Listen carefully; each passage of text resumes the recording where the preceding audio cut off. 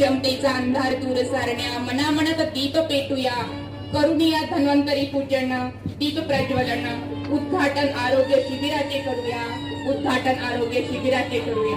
जोरदार कडकडाटामध्ये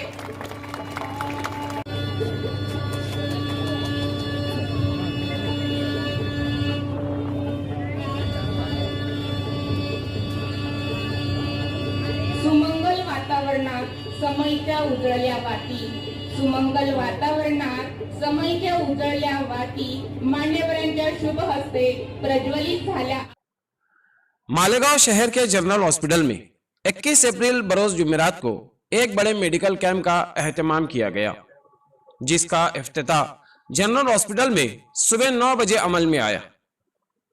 इस इफ्तिताही प्रोग्राम में नायब कलेक्टर पटोले मैडम और मालेगांव शहर के एमएलए मुफ्ती मोहम्मद इस्माइल कासमी भी बतौर मेहमान खुसूसी रहे।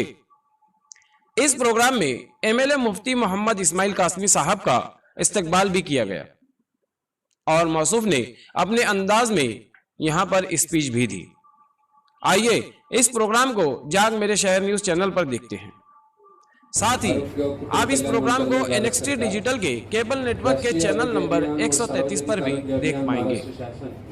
यांच्या संयुक्त विद्यमानाने जो आज आपण भव्य आयुष्यमान आरोग्य मेळावा येथे साजरा करीत आहोत, त्या सोहळ्याच्या उद्घाटनाप्रसंगी व्यासपीठावर उपस्थित आपल्या मालेगावचे आमदार माननीय मुफ्ती साहेब, आपले मालेगावचे ॲडिशनल कलेक्टर मॅडम माया पाटोळे मॅडम, शर्मा साहेब, आपल्या मालेगावचे प्रधान साहेब, तसेच आमच्या या सामान्य रुग्णालयाचे वैद्यकीय अधीक्षक डॉक्टर चव्हाण सर, रुग्ण कल्याण समितीचे सदस्य अलीजाड साहेब, दत्ता चौधरी भाऊ, शफीक मेंबर आणि आपल्या मालेगाव तालुक्याचे तालुका आरोग्य अधिकारी सोनवणे सर आणि व्यासपीठावरील सर्व आमचे सहकारी डॉक्टर, आमचे सिनियर आणि व्यासपीठासमोरील सर्व आमचे लाभार्थी, आज सामान्य रुग्णालयाच्या वतीने मी तुम्हा सर्वांचे पुनश्च एकदा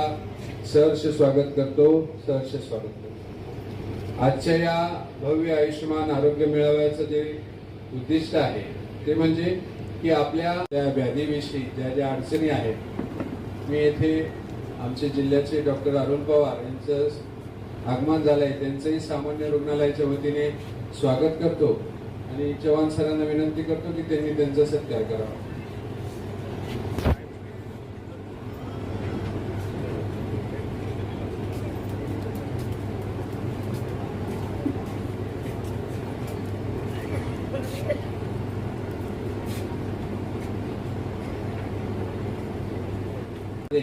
आपण उपस्थित झालेल्या उजव्या साईडला आमच्या मालेगाव नर्सिंग कॉलेजच्या ज्या विद्यार्थिनी आहेत, त्यांनी आपल्या पोस्टर प्रदर्शनाद्वारे आपल्याला जे जे आजार होतात, मग ते अस्थिरोगाविषयी असतील, हृदयरोग असेल, क्षयरोग असेल, मधुमेह असेल किंवा मानसिक आजार असेल किंवा कुष्ठरोग असेल, या सर्व आजारांविषयी पोस्टर स्वरूपात येथे प्रदर्शन केले आहे। आपल्या सर्वांना अशी विनंती की आपण त्याची निश्चितच त्याचा लाभ घ्यावा। या सर्व विद्यार्थ्यांनी आपले जे प्रश्न आहेत त्याचे उत्तर देण्याचे त्याच्या प्रयत्न करतील। आजच्या या सर्व रोग निदान शिबिरामध्ये आपण विशेष तज्ञामार्फत हृदयरोग, मधुमेह, रक्तदाब, फुफ्फुसांचे आजार, गरोदर माता व स्त्री रोग यांच्या सर्व तपासण्या, बालरोग तपासणी, मोतीबिंदू तपासणी, नाक कान घसा याचे आजार, या सर्व व्याधींचे आपण आज येथे उपचार तपासण्या ह्या मोफत करणार आहोत। आजच्या या कार्यक्रमामध्ये जितक्या पण तपासण्या होतील, मग ती रक्ताची तपासणी असेल, ECG असेल किंवा लघवीची तपासणी असेल, सगळ्या ब्लड टेस्ट असेल, थायरॉइडची असेल किंवा इतर कोणती लिव्हरची, किडनीची ज्या रक्त तपासणी आहे किंवा एक्सरे आणि CT स्कॅन, हे सुद्धा आजच्या या शिबिराच्या निमित्ताने आपण सर्व रुग्णांसाठी आज मोफत या सेवा देणार आहोत। ह्या तपासणी दरम्यान जे आपले मोतीबिंदूच्या आजाराचे रुग्ण येणार आहेत, ते आज आपण ऍडमिट करून त्यांची उद्या सर्जरी करणार आहोत। इतरही ज्या सर्जरी आहेत, समजा मुतखडा आहे किंवा किडनीच्या ज्या आजाराच्या सर्जरी किंवा त्यांच्या ऑपरेशनची गरज आहे, त्याकरता आपले जे महात्मा ज्योतिबा फुले जन आरोग्याचे जे प्रायव्हेट हॉस्पिटल आहेत, Samarth hospital, Ganraj hospital Nagraj Manjule hospital आणि धन्वंतरी हॉस्पिटल येथे या सर्जरी आपण या योजनेअंतर्गत मोफत करणार आहोत. ते आयुष्यमान भारत कार्ड सुद्धा आज तयार करून मिळणार आहे. त्याच्यासाठी आपल्याला आवश्यक जे पासपोर्ट साईज 2 फोटो, पिवळे रेशन कार्ड, आधार कार्ड, मतदान ओळखपत्र दिले जाणार आहे. त्याच्यानंतर प्रत्येक विभागवार नंबर मी तुम्हाला याच्या आधी सांगितले की कुठे कोणती तपासणी होणार आहे. कोणतीही अडचण असल्यास आमच्या नर्सिंगच्या मुली प्रत्येक याच्यात उभ्या आहेत. त्यांना जर चौकशी केली तर ते निश्चित मार्गदर्शन करतील. स्टेज पर तशरीफ फरमा एडिशनल कलेक्टर साहब और आप सभी हजरात, बीमारी और आराम, बीमारी और सेहत दोनों का चोली दामन का साथ. दुनिया में कोई इंसान ऐसा नहीं है जो कभी बीमार न पड़ता हो.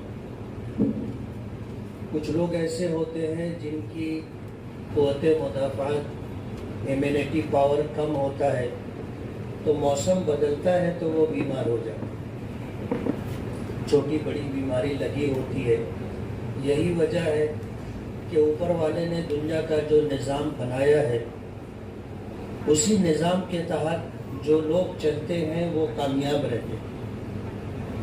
सिविल हॉस्पिटल में मेडिकल कैंप रखा गया, आयुष्मान भारत योजना, उसके तहत मैं आज इस मौके पर इस कैंप के रखे जाने पर उन लोगों का बहुत बहुत शुक्रगुजार हूँ जिन्होंने बीमारों के मुतालिक एक फ़ैसला किया.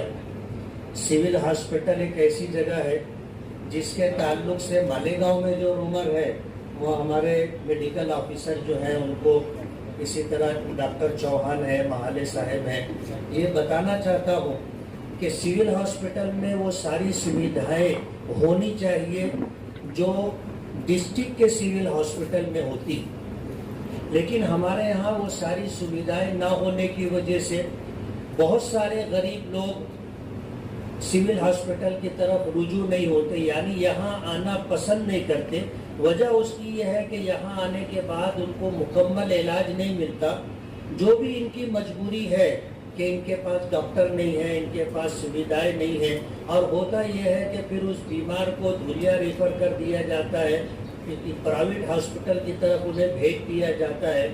तो ये जो दाग हमारे ऊपर लगा हुआ है, ये दाग धुलना चाहिए और ख़त्म होना चाहिए.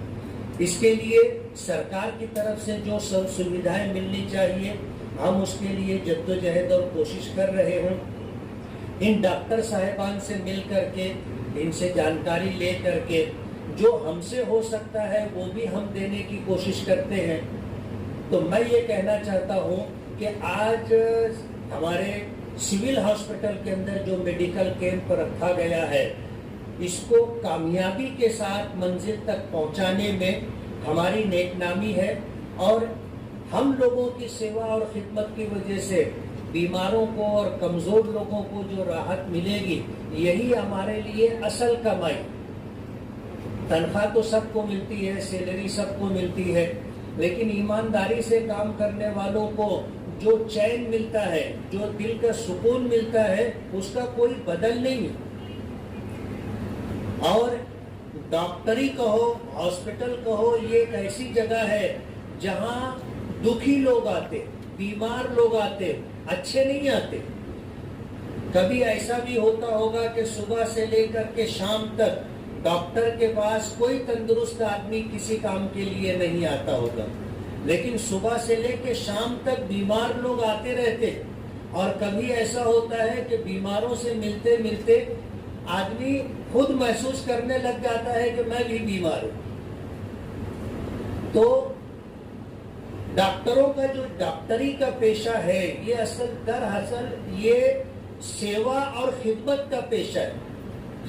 और अगर डॉक्टर की जुबान अच्छी हो, उसका रवैया और बर्ताव अच्छा हो, तो बीमार जब हॉस्पिटल में आता है तो डॉक्टर और नर्स के रवैये की वजह से, उनके रिस्पॉन्स की वजह से, उनके तवज्जो की वजह से बीमार अपने आप को आधा अच्छा महसूस करने लग जाता है.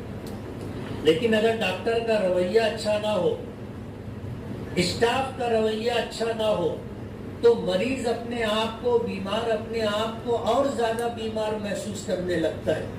इसलिए डॉक्टर साहिबान से और स्टाफ से मेरी ये गुजारिश है कि हमारे पास जो बीमार लोग आते हैं उनके साथ हमारा रवैया अच्छा होना चाहिए, और ऊपर वाले ने जिस पेशे के साथ हमको जोड़ करके रखा है हमें उस सेवा में कोई कमी नहीं आने देना चाहिए।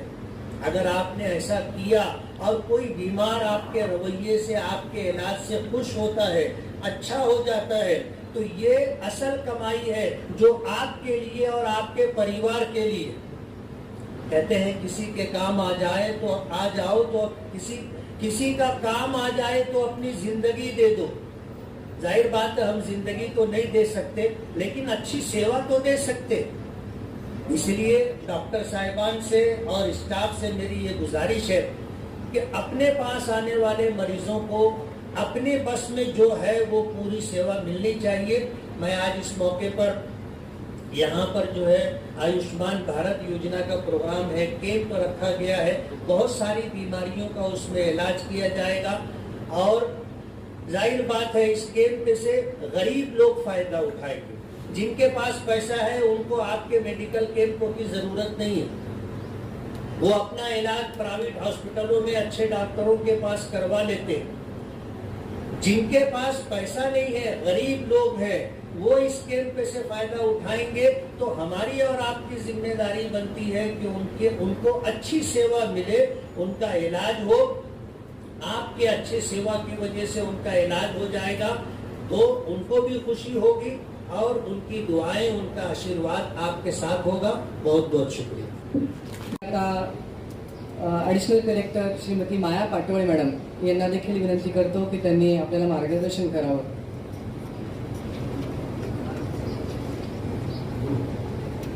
या ठिकाणी मालेगावचे आमदार मुक्ती साहेब, राम शर्मा साहेब, या रुग्णालयाचे डॉक्टर चव्हाण साहेब, डॉक्टर महाले,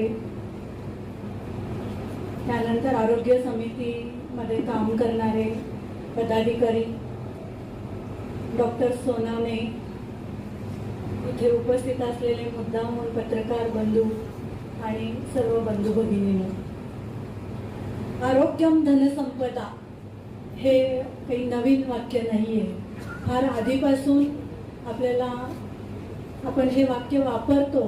म्हणजे आरोग्याचं महत्त्व जरी हल्लीच्या काळात आपल्याला जाणवत असलं तर ते अगदी पूर्वंपार आपल्याला सांगितलेलं आहे, आणि मागच्या 2 वर्षामध्ये त्याची अजूनच जास्त जाणीव आपल्या सगळ्यांना झालेली आहे।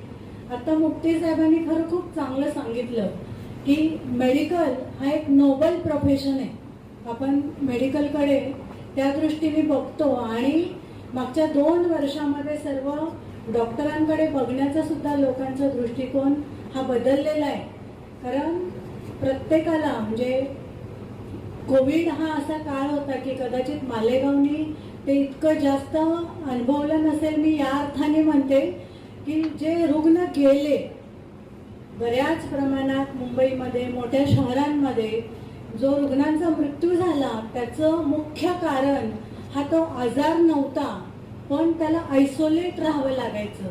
त्यांच्या जवळचे लोक जाऊ शकत नव्हते, त्याच्याशी बोलण्याची सुद्धा संधी नसायची, आणि ते एकटेपणामुळे सुद्धा बऱ्याच मोठ्या प्रमाणात लोकांचा मृत्यू झाला।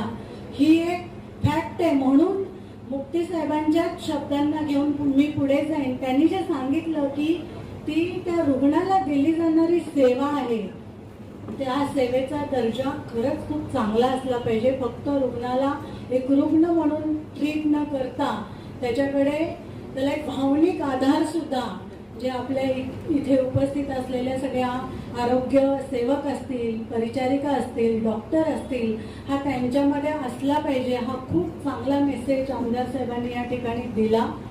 मी खूप काही भाषण असं करणार नाही।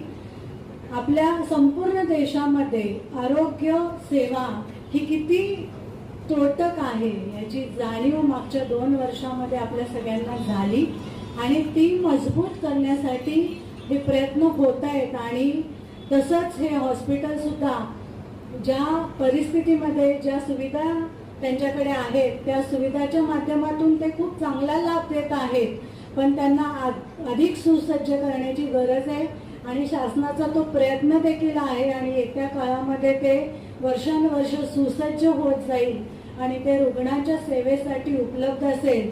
पण आजचं हे जे शिबिर आहे हे लोकांमध्ये आरोग्याची जागृती तयार करणं, त्यासाठी त्यांना या कॅम्पच्या स्वरूपामध्ये मला आत्ताच सांगण्यात आलं की 9 अशा रुग्णवाहिका किंवा त्यांच्याकडे व्हेकल्स आहेत ज्याच्या माध्यमातून सर्व प्राथमिक आरोग्य केंद्रांच्या हद्दीमधील रुग्ण या आरोग्य शिबिराचा लाभ घेण्यासाठी इथेपर्यंत आणण्यात येणार आहेत. तर फक्त इथेच नाही तर संपूर्ण तालुक्यामधील लोकांना याचा लाभ देण्याचा हा प्रयत्न जो आहे तो खूपच चांगला आहे, कौतुक करण्यासारखा आहे. तर मी आपल्या सगळ्यांना आवाहन करेल ही जी सुविधा आज या ठिकाणी उपलब्ध करून दिलेली आहे तिचा आपण सगळ्यांनी लाभ घ्यावा आणि आरोग्य ही सगळ्यात मोठी संपत्ती आहे. संपत्ती असून आपण तिचा उपभोग घेऊ शकणार नाही जर आपलं आरोग्य उत्तम नसेल तर हा आरोग्याचा संदेश आपलं स्वतःचं आरोग्य, आपल्या कुटुंबाचं आरोग्य हे चांगलं